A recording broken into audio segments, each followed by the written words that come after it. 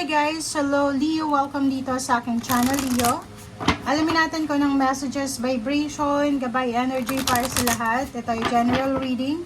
Pwede kang makaresonate, gamitin mo ang iyong intuition sa panonood, Leo. Okay, general weekly tarot reading to para sa inyong lahat. I hope na makuha mo yung energy. Okay, para to sa mga Leo. Okay, opening to love.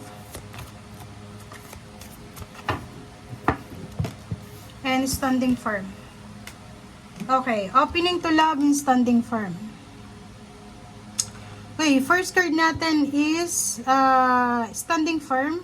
Dito sinasabi Leo na siguro sa week na to, masasabi mo siguro sa sarili mo na marami ka ng pinagdaanan sa buhay para sa pag-abot mo sa pangarap mo. So, pwedeng maraming Leo dito na naka-experience talaga kayo ng sobra-sobrang pagsubok sa buhay.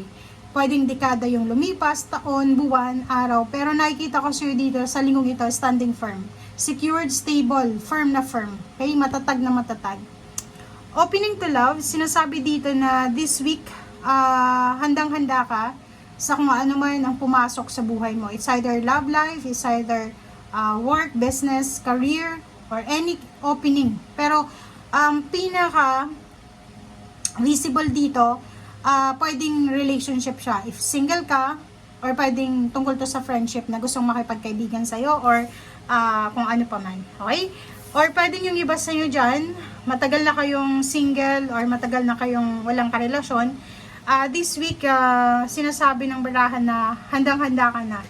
Okay? Open ka sa lahat ng pwedeng relationship na papasok sa buhay mo.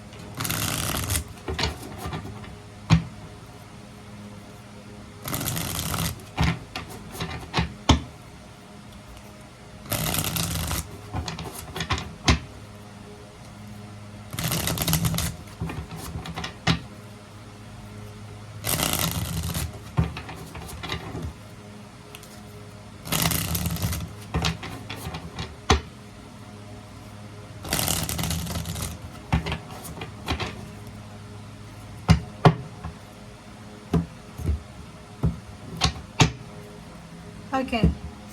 First card natin, High Priestess. Wow. So, it's intuition. Yung intuition na to, sinasabi na makinig ka sa sinasabi na yung intuition. Makinig ka sa kung ano yung emotion na mararamdaman mo sa linggong ito. Kung anong binubulong sa'yo ng iyong instinct, ng iyong intuition. Makinig ka.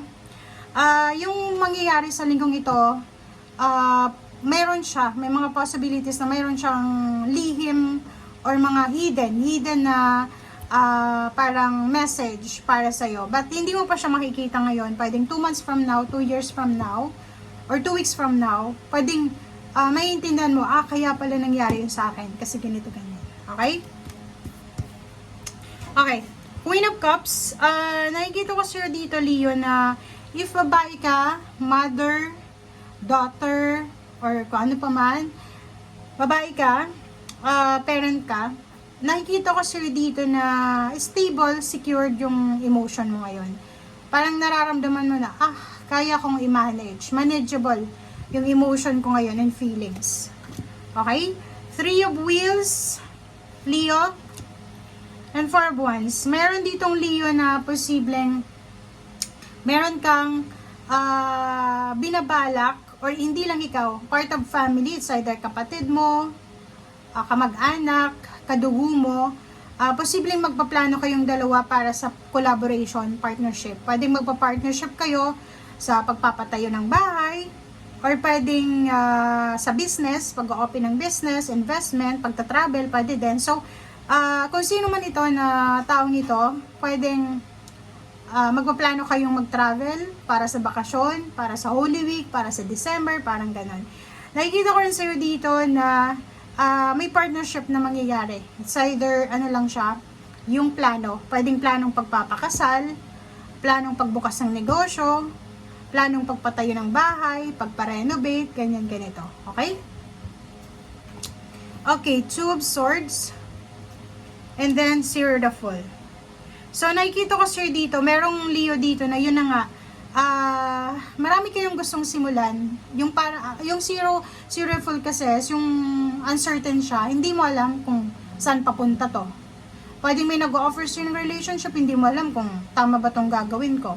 May nag-o-offer sa'yo ng trabaho, hindi mo alam kung nasa tama ka bang direksyon, parang ganon. So, yung zero the full is hindi mo alam kung saan ka papunta. Hindi mo alam kung saan patungo to na lugar. O hindi mo alam kung saan patungo tong nilalakad mo. Okay? And nakikita ko hindi ka pa sigurado. Okay? Marami kang gustong simulan, marami kang gustong gawin. It's either gusto mong magpakasal, gusto mong lumipat ng bahay, magpa-renovate, gusto mong mag-business, pero hindi ka sigurado. So, medyo undecided ka pa. Nahihirapan ka pang mag-decide. Okay?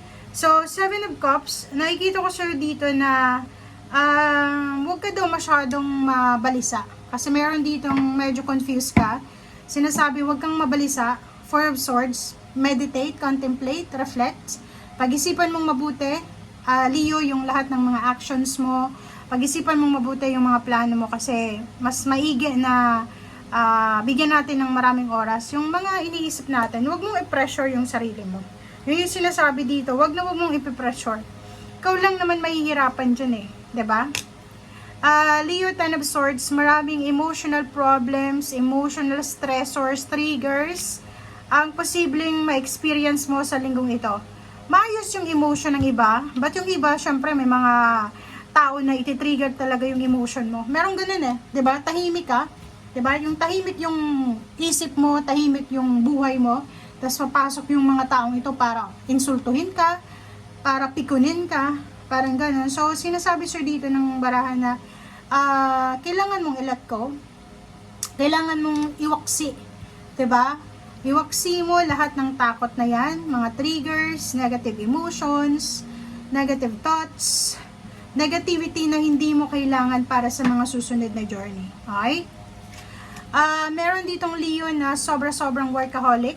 'Di ba? Napaka-workaholic ng Leo na to. Ang Leo na yan is sobrang positive siya, workaholic, ang dami-dami ang ginagawa, marami siyang sidelines, mga parang tawag dito, pinagkakakitaan. Okay? The Devil, sinasabi ng baraha dito na wag kang padadala sa tamad, sa pagkatamad. Ano bang dapat na term dito? Yung parang pag tinatamad tayo, iwasan mo yan. Okay?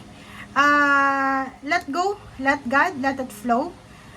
Emotion man yan, yun nga sabi ko sa iyo dito, maraming mga triggers, maraming mga mamimikon sa'yo, let go mo, mag-walk out ka as much as possible. Sa usaping pera, pwedeng magkaroon ng balance yung pera sa ngayon, pwedeng may matanggap kang payments, payouts, or salary. Merong magre-relocate dito, merong aalis, magre-relocate, or pwedeng meron dito na mag-change career lang siya. Okay? Thank you guys. Bye!